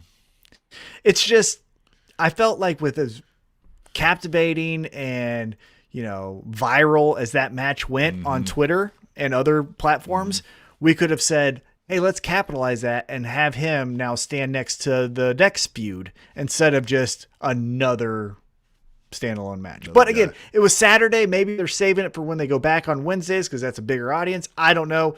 But it kind of was a main event. Not that it wasn't a bad match. It was a very good match. But I'm saying from a storyline perspective, if you would have told me this is the card, you know, like before we go to air, I might have ended it with Hangman. I mean, I would have too. Is, the promo should have ended it. This is cowboy shit, fade to black. But we got one more piece of information before we left this episode. We got the brackets for the world title eliminator. They were revealed. Yes. We got Orange Cassidy versus Powerhouse Hobbs. Lance Archer versus Eddie Kingston. Yes, please. Yeah. And then Bryan Danielson versus Dustin Rhodes. I get it. Bryan Danielson's not going to lose in the first round. Yeah, but like, why would Dustin Rhodes be in the Eliminator tournament? You know what you could have done here, in my opinion? Again, it's splitting hairs, but when I saw it, I just went, ugh. Is we have the Gun Club over here in AEW Dark and Elevation just stroking each other family style about how they're undefeated and love it, right? Just circle jerk all fucking day. Yeah. And none of them are. We could have said, hey, head of the table for the Gun family or Gun Club, Billy Gunn. You're an old timer. It's going to be Billy Gunn versus Bryan Danielson. And then I would have at least been intrigued to say, well, when Billy Gunn loses, what's going to happen to the Gun Club? Right? Instead, I'm just going to get Dustin Rhodes and Bryan Danielson handshake and then Hugging at the end of the match and shit. and oh, this is good. And it is. He's going to do a Canadian Destroyer that's going to, and it's, again, moves don't matter. That's so wild that I said I would rather have seen Billy Gunn than Dustin Rhodes in a fucking match. But he's undefeated again. 2021 was a crazy time, Tom. Crazy time, man. I tell you what.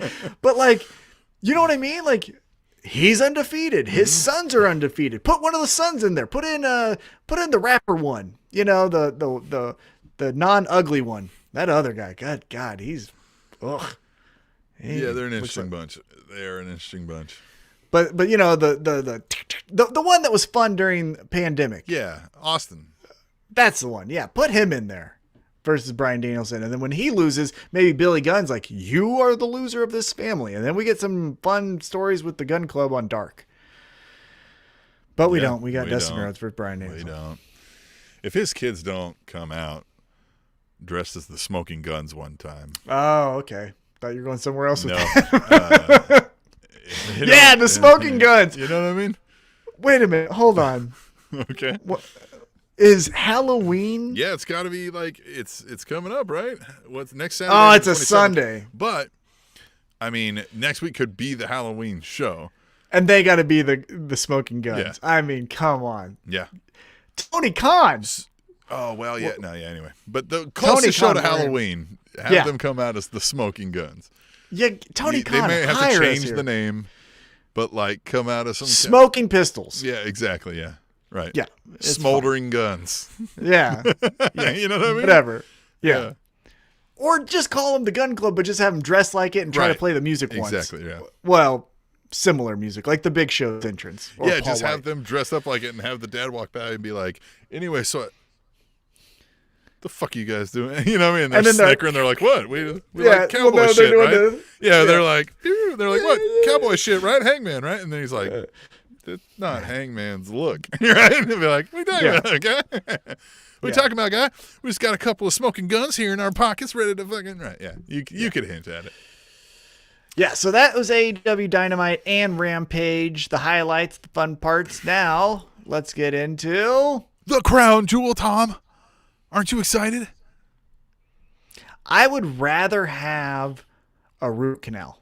Yeah. Yeah, we got the Blood Money WrestleMania here. Blood Mania. So let's go through some quick hits. We're going to make some predictions. Now, we may not do deep dives. In fact, I'm going to say we're probably not because we don't know a whole lot about these. I have been keeping up to some extent. Tom watches a lot of baking shows nowadays.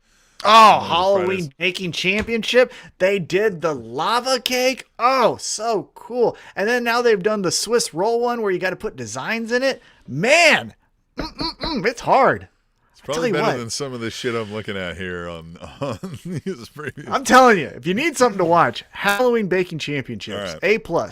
Well, in the kickoff match, we are going to get the SmackDown Tag Team Champions, the Usos, versus Cedric Alexander and Shelton Benjamin, who inexplicably are back with a hurt business, which isn't a thing, and like because Bobby Lashley doesn't even mention it when he's doing his promos. Usos win. And why are they friends? What made them friends? Yeah, because didn't Cedric Alexander? They both fought each other a couple times. And like why? So why are they friends? And why are they happy with Bobby Lashley and MVP again, who's nowhere again to be found? Yeah, Usos. Usos. Yeah, sure. Finn Balor versus Xavier Woods in the King of the Ring finals. This one's an interesting to me. I feel like they're going to go with the Demon King, right? They want to call him the Demon King. But Xavier Woods. I think Xavier Woods. Because this is why. Yeah, but go ahead. Give me your, Because this is why. Kofi Mania. Kofi gets the championship. Big E got his title win. Let's all be honest. Xavier Woods isn't going to be champion. So this is his moment. Unless I'm going to go back to early days of picks of the Spanish announce table, and Kofi Kingston turns heel and prevents Xavier Woods from winning, and then the New Day explodes. No. That's the better story, goddammit. Well, yeah, come on now. We know that. It's going to be Finn. I got Finn. Yeah. Yeah, it's Finn. All right, here we go. Unless... No, I think it's Xavier Woods. I think Xavier Woods is going to win. Yeah, because you know who could cost Finn the match? He's always here. He's in your heart. God can cost Finn Balor another match. That's right. If he comes out as a demon, I got God plus 200 odds costing Finn Balor. There's a spread. Can the Demon King cover the spread against God at Riyadh, Saudi Arabia for Crown Jewel? Oh, that's funny. All right. Well, hopefully you'll laugh at this so you don't cry. For the Queen's Crown Tournament Finals, Zelina Vega versus Doudrop. Oh, Doudrop. Yeah, it's going to be Doudrop, right? They are not. I don't see any chance, especially with what happened between them and Zelina Vega, that they are giving her any kind of praise or thing to wear around. They are probably keeping her at an arm's length at best. Doudrop is all the push right now for them. Doudrop, she's going to wear a stupid crown. Eva Marie's going to be pissed about. Well, Eva Marie might be gone. What? Really? Well, I don't know. Didn't Shayna Baszler break her arm, kayfabe? Oh, I don't know. Maybe. But you could see Zelina Vega wearing the crown, being the heel queen. Yeah. Well, you know what? I'm going Zelina Vega. Change my mind. You know why? Because Finn or Xavier Woods are a babyface, right? Is So you got to have the heel. SmackDown or Raw moving forward? Yeah. Charlotte's going to SmackDown, right? Sure. If Doudrop's on SmackDown, Doudrop wins. She's wearing the Queen's crown, and here comes the real Queen. Oh, that's a good story. It's a good story. Book I don't it. know if that's true, Book but it. yeah. Book it. No, I got Zelina. All right, here's another pointless match. Monsoor versus Mustafa Ali. What? I thought they were a tag Oh, yeah, team. no, he beat his ass. Who? Mustafa Ali beat the shit out of Monsoor. Fucking in the Why? back, like, because he's a punk and he's a fucking loser. And doesn't listen to him, doesn't get it. Beat the shit out of him. Wasn't Monsoor giving him like gifts and stuff? And like, so hey. like he talks some shit on him, right? And like they're doing an interview and like he like tells him he sucks, right? And walks away. And the Irish guy they've got doing the thing, but he was like, man, that must have been tough to hear. And he goes full like battered wife syndrome. He's like, it's okay, we're gonna talk it out. I'm gonna, you know what I mean? Like we'll sit down or whatever. And Mustafa Ali just comes in and just starts fucking. He's just like fish hooking his fucking face, throwing him into stuff. And he's like, you don't fucking listen to me, like that kind of shit. Yeah, just beat his ass so they could get this match. Then there's so many different ways to tell Yeah, them. I know. Yeah, they did the barbershop window. Is basically what they did. But you could have easily just done these two in the fucking finals and got your match and then made one of them the king. Yeah. All right. What shit? WWE, I got Monsoor. Yeah. Oh, Mustafa Ali. I got one. Yeah. Nah. No, because I think this continues. I don't think it ends here. So I think But he Mustafa wins Ali. it. Well, because, Mustafa Ali will win in America, but they're going to have his Mansoor's ass win in Saudi Arabia. Probably. All right, the WWE Raw Tag Team Championships are on the line with RK Bro defending against AJ Styles and Amos. Still? Yep. Dude, who watches this? Randy Orton asked Matt Riddle if he wanted the smoke, and the smile on Matt Riddle's face was fun. Now it hit me. It hit me in that moment, and I was like, "Oh, this tag team makes a whole lot more sense." I forgot Randy Orton. Mm-hmm. Yeah, he's got a couple of violations. Yeah, I was of like, that I'm shit sure they are riding the road together all the time. Yeah, that's why Randy Orton wanted to work with him. exactly right. He's like, I heard you got the good. Yeah, and he does. Hey, how did Jesus you pass Christ. the piss test to get in this place? It's not my urine. Got it from old Straight Edge down the street. There's some probably Straight Edge guys. Oh, in they're the all, locker yeah. room. I just went to where they were playing video games and asked them for. Yeah, they nerds. And they were shooting a Twitch stream in the locker room, so I just went and asked if they could. They didn't want to get up; they wanted to play their video game, so I just put the cup under there. What the fuck? RK Bro, I guess I don't. No, maybe I don't know. I could see where RK Bro loses, and that's where we start getting the like. Now they're not going to be a tag team anymore because Randy Orton's like, "Fuck this." But I can like, see that "Why'd with you change?" And, you know. I could see that with AJ and the Amos. Yeah, I mean, at some point they're going to want to get Amos on like a singles run away from AJ, right? I would doubt he's that ready from the looks of things, but Oh, they don't fucking care. Eva Marie was a thing. yeah, Braun Strowman was a thing. Yeah, Braun Strowman. Yeah. I got RK Bro. Yeah, that's probably right. Edge versus Seth Rollins again. This time in a Hell in a Cell. Seth Rollins had a fucking fun pro. He's out of his rocker when he in this character, and it's good. He's a psycho. I like it. Good. What is Edge doing?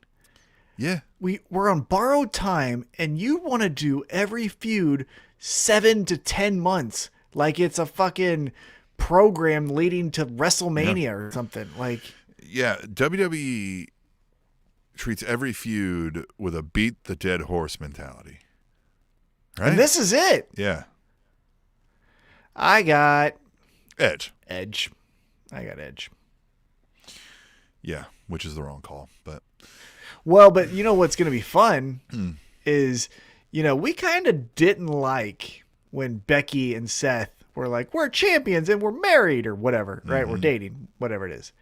Well, now they're both fucking crazy, right? Becky's in fucking, it could be way more fun now. 10X coats. Yeah, and I mean, Seth they're playing Rollins. the same character.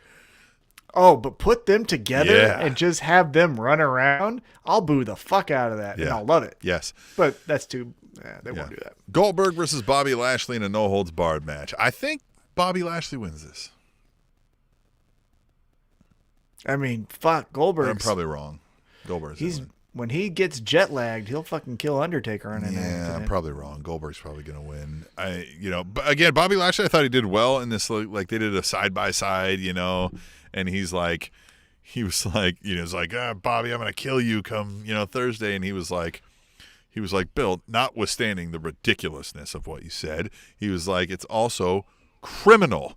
You're threatening my life. Right? I love that part of it. And yeah, Bobby Lashley's doing great right now. So I want Bobby Lashley to win, but I don't know. I got Goldberg. God damn. It's a house show. Goldberg must pose. Yeah, they want everybody there wants Goldberg. Fuck. SmackDown Women's Championship. Becky Biceps, Bianca Belair, Sasha Banks in a triple threat. Man, Sasha. I don't know. God damn it. It's Sasha. You know why? Why? You said it's a SmackDown championship, right? Yeah. Is she the only one left going to SmackDown? Yep. Fuck. And then we got to listen to her dumbass. I don't, but Then you we'll guys. oh, God damn. Then we'll get another Charlotte, Sasha Banks feud. Oh, yeah, because she's going over there. Oh, gosh dang it. Are you serious? Mm-hmm. Who's going to be the face? No one? Who would be the face? Sasha, because I feel like Charlotte's dug into the, Cruella de Vil, you know what I mean? Like, I'm the fucking queen bitch of the world, and everybody bow and kiss my feet,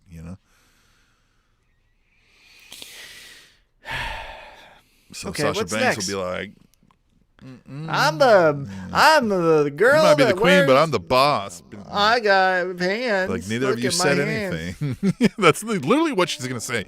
You might be the queen, but I'm the boss. And we'll be like, that doesn't mean anything. I got hands. Look at my hands. Yeah. I wear things. I'm Pretty hands. sure every boss in England would answer to the queen. WWE champion.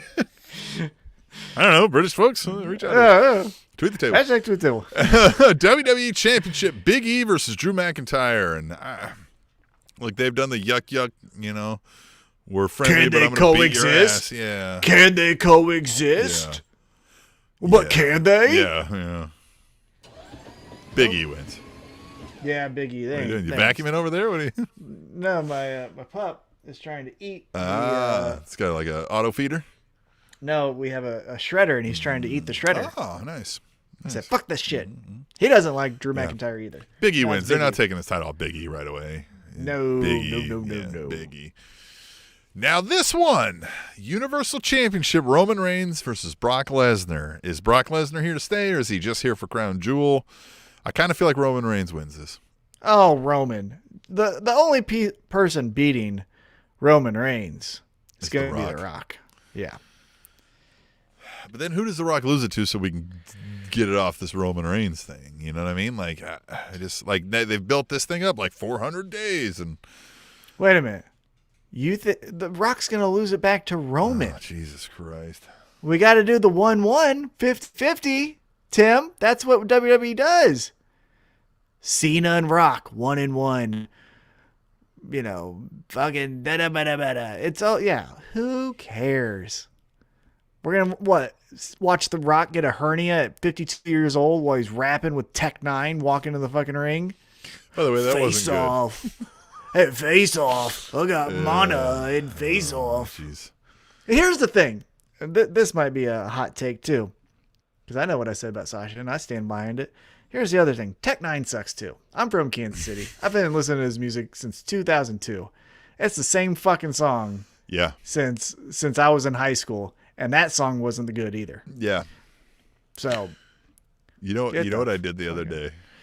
fuck out of here with this, guys. What? I opened up my Pandora. Oh, And Weird. yep. Mhm. Yep. And there was that new Limp Bizkit Dad Life song, right? And I was like, No. I didn't. Oh yeah, he's got there's a new song that they did it on stage somewhere, and so they put it out. And it Okay. sounds like every Limp Bizkit song you've ever heard. But All I right. was like, I don't think I've listened to a Limp Bizkit song in legitimately 2 decades, right? Like, I was like, it's been a long time. So, I got the Pandora. I was like, all right, let's fucking find it. Yeah, it doesn't really hold up much. Like, it's really not much there. I was like, I'm pretty sure I banged this hard daily. Mm-hmm. Oh, break stuff? What the fuck was wrong with me? You know what I mean? Like, I was like, okay, I guess. Yeah, but, No, it was good for its time. I'm sure it was good for its time. Yes, It was great for its time. Loved it. But and man, it was okay. I was just listening to it. And I was like, this does encapsulate the 90s. I was like, we were all really mad and yelling about stuff, but not saying anything. Like, yeah. You know what I mean? I'm really mad. not saying anything. Yeah. Well, we weren't diagnosed. Yeah. We didn't know. Yeah, he basically was like, come try me, bitch. And then it was like, well, why? Yeah, I don't know. Yeah. But yeah, no, Tech 9 and The Rock. That was bad, by the way. His rap was not good. Oh, the rap was fine. Yeah, it was just fine. Like the other two guys. You can't say that Rock was worse than the other two guys. Yeah, he wasn't. Yeah, he wouldn't. He was a little off on one line there. Like, he was a little off the beat on one of them. He's 50. Like, and so is Tech 9. Yeah. Like, it was just a bunch of geriatrics. Yeah. It's going to be like the Super Bowl show this year. Mm-hmm. Just a bunch of fucking old guys walking around saying, remember when I was cool? I'm still cool, right? Yeah, money. Money. It was money. You should give us money. You can do that at SpanishAnnounceTable.net. We have a PayPal link up there. We also have a merch table, which, by the way, Tom, we need to talk about moving that. I got an email. And we could possibly move the merch table. So get it while supplies last. There you go. SpanishAnnounceTable.net. And then come back and buy the new stuff. Yeah. Yeah, I don't know. Have fun watching Crown Jewel, I guess. I won't. Because I'm not going to watch it. The Spanish Announce Table.